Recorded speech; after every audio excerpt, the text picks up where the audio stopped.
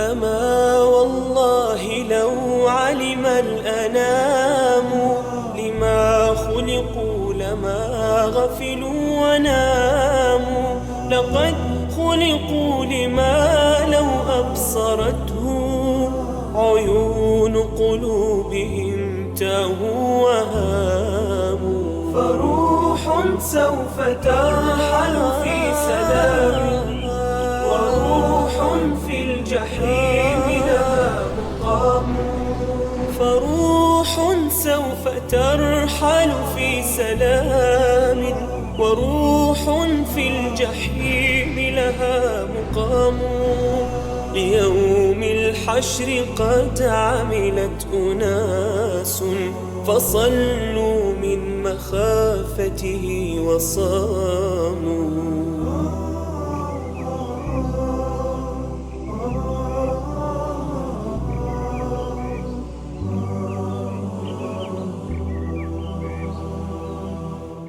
السلام عليكم ورحمة الله وبركاته. حياكم الله جميعا.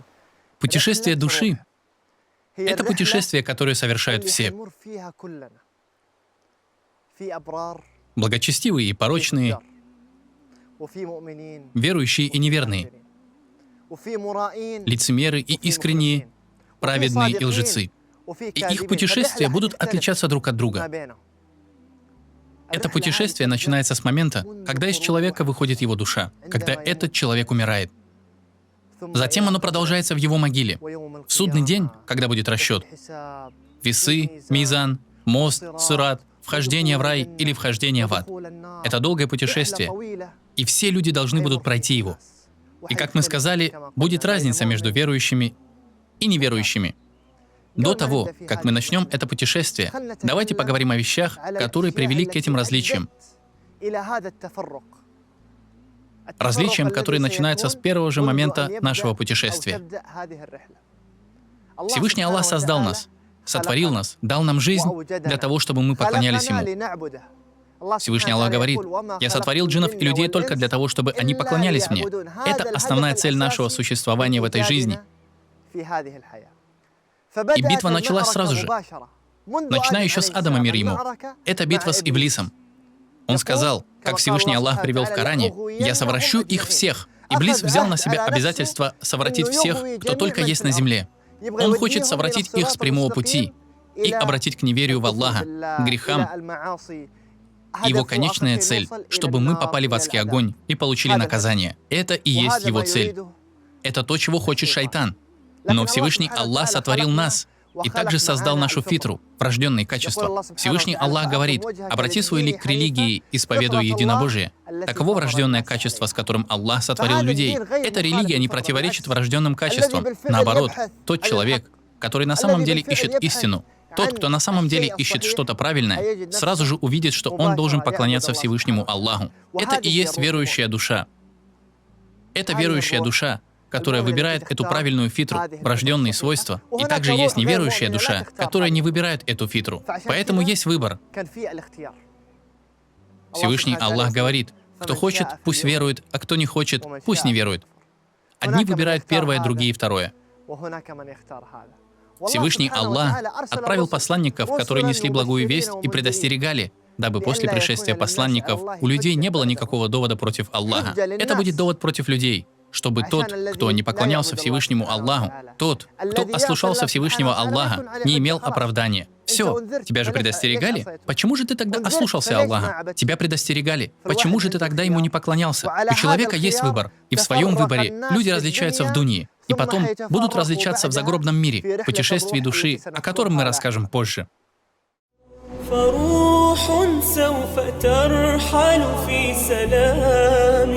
وروح في الجحيم لها مقام ليوم الحشر. Люди в этом мире разделились на две группы. Одна группа поклоняется Всевышнему Аллаху и покорилась Всевышнему Аллаху, и другая группа отдалилась от Аллаха и ослушалась Его.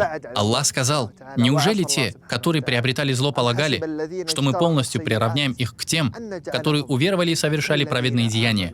Между ними есть разница. Есть люди, чья жизнь на самом деле состоит из зла, дурных дел и грехов. И есть люди, чья жизнь, по сути, представляет собой боязнь Всевышнего Аллаха, благие дела и удаленность от грехов. Между этими двумя есть различия. Различия в дунье и различия в ахирате. Как мы будем говорить на этой передаче, путешествие души. Есть отличия между двумя этими душами, отличия между двумя этими группами. Отличие между этими двумя группами выявится, начиная с момента, когда душа покинет тело, и будут продолжаться в дальнейшем. Сейчас давайте поговорим о первой группе. Группе, которая поклоняется Аллаху, подчинилась Аллаху, уверовала во Всевышнего Аллаха, придерживается широкой дороги, следует по прямому пути, который в конечном итоге приведет ее к краю, ширина которого подобна ширине неба и земли. Всевышний Аллах говорит, описывая этих людей: «Они дают пищу беднякам, сиротам и пленникам, несмотря на то, что она желанна для них самих». Хорошо, но зачем? Для чего они делают все эти вещи? Они говорят: «Мы кормим вас лишь ради лика Аллаха». Это их цель. Мы кормим вас лишь ради лика Аллаха и не хотим от вас ни награды, ни благодарности. Мы не хотим вознаграждения и не хотим, чтобы нас благодарили. Все наши дела мы совершаем только ради Аллаха. Все это мы делаем для того, чтобы стать ближе к Аллаху. Всевышний Аллах передает их слова: «Мы боимся от своего Господа того мрачного и томительного дня». Они боятся Всевышнего Аллаха. У них есть боязнь Всевышнего Аллаха. Никто из них не хочет встретиться в тот день со своим Господом, когда у него много грехов и прегрешений. К молодому человеку может прийти какое-то искушение или страсть, которую он с легкостью может осуществить, но он оставит ее.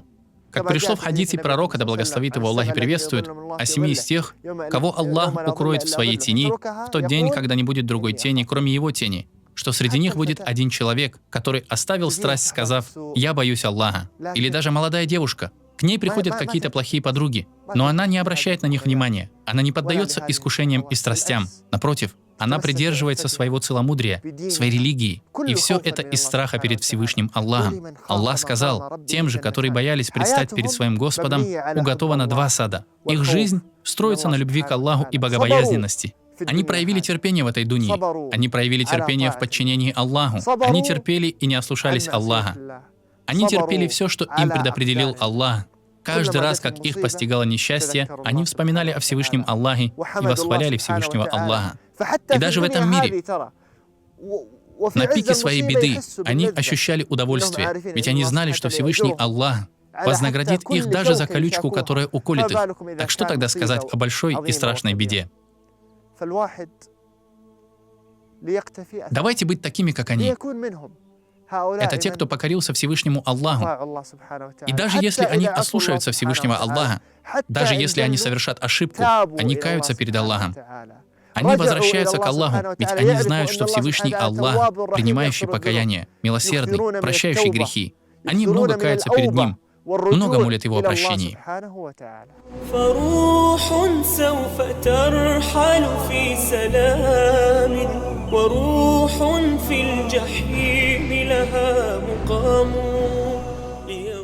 Также в этом мире есть люди, которые живут, не поклоняясь Всевышнему Аллаху.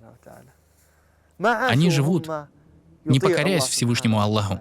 Вся их жизнь — это грехи. Их жизнь — это ослушание. Такой человек заботится лишь о том, чтобы осчастливить самого себя, и все. Даже если из-за этого он отдалится от своего Господа. Даже если на кону будет вопрос, куда он отправится в судный день. Из-за этого его путешествие его души будет сильно отличаться от путешествия искренне верующего. Такой человек сильно устанет в момент смерти, в могиле и в судный день. Затем он прибудет в ад. И как же скверно это место прибытия. Всевышний Аллах говорит о тех, кто отдалился от Него в этой дунье, к тем, кто отвращается от поминания милостивого, то есть к тем, кто отдаляется от поминания Всевышнего Аллаха, отдаляется от покорности Всевышнему Аллаху. Мы представим шайтана, и он станет его товарищем. Что может быть хуже того, что рядом с человеком оказывается шайтан, да еще и становится его товарищем? Так от плохого переходит к еще худшему. От одного греха к многочисленным и более серьезным прегрешениям. И знаете, грехи — это не какое-то достижение или повод для гордости. Некоторые, когда грешат, говорят: «О, я это сделал!» А другие до этого еще не дошли. В этих грехах удовольствие и наслаждение. Но нет, это удовольствие и наслаждение бывает только во время их совершения. Это временное наслаждение. Но клянусь Аллахом, оно ничего не прибавит тебе в сердце, кроме стесненности или тоски. Всевышний Аллах говорит: «А кто отвернется от моего напоминания, того ожидает тяжкая жизнь». Тот, кто отдаляется от поминания Аллаха.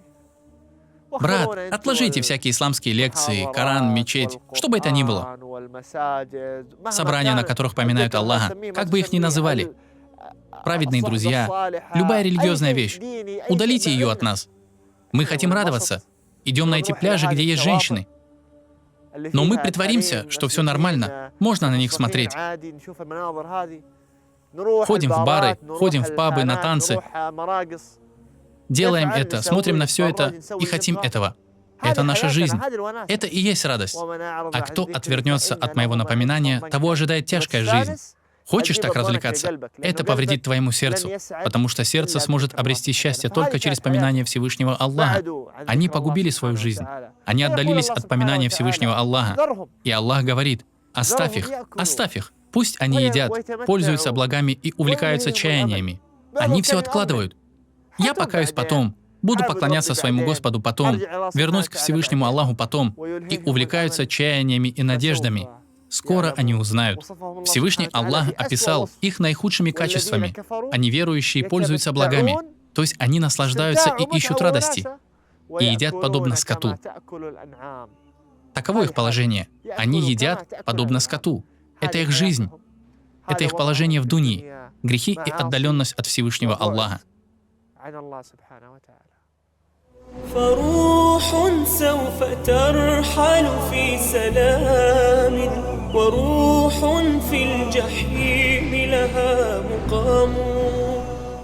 Мы упомянули о двух дорогах, по которым следуют люди этого мира, праведные верующие и те, кто отдалился от Всевышнего Аллаха и проявил куфр, неверие во Всевышнего Аллаха. Две эти группы. Всех их ждет путешествие, но их путешествия будут отличаться друг от друга. Группа, в которой праведники и те, кто близок к Всевышнему Аллаху, пребудут в счастье и радости, а другие будут наказаны и опечалены. На этих сериях мы с вами будем говорить об этом путешествии, которое начнется после смерти.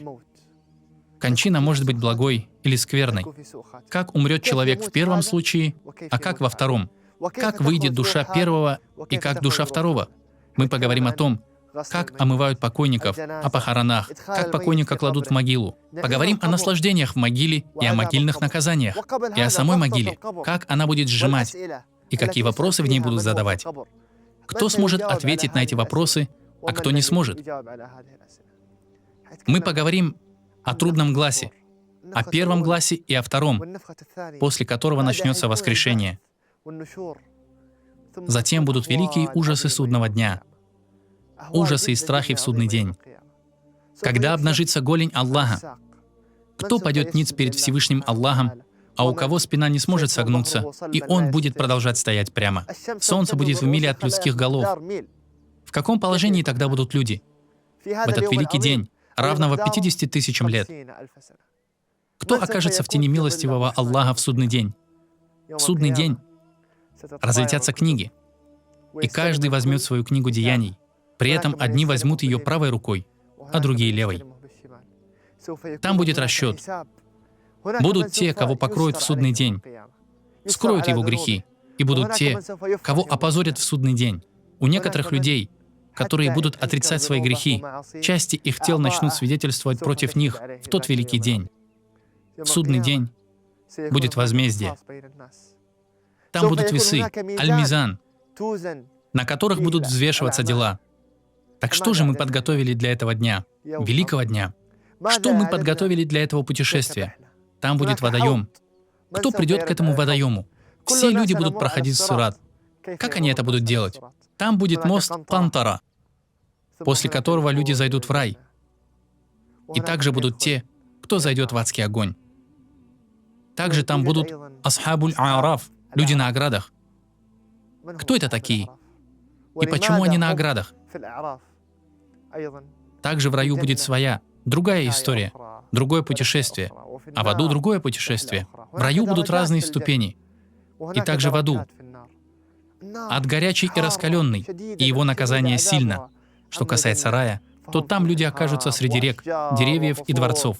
У обитателей рая будет еда, и у обитателей ада будет своя еда.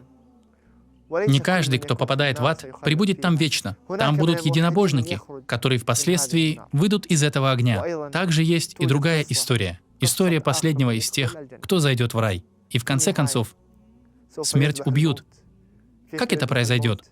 Как обитатели рая будут вечно пребывать в раю, а обитатели ада в аду? Как Всевышний Аллах будет доволен обитателями рая? Они посмотрят на Всевышнего Аллаха, и это будет самое великое из всех райских наслаждений. Это путешествие мы с вами начнем на следующих сериях. И Аллах знает лучше. И да благословит Аллах и приветствует нашего пророка Мухаммада. أما والله لو علم الأنام لما خلقوا لما غفلوا وناموا لقد خلقوا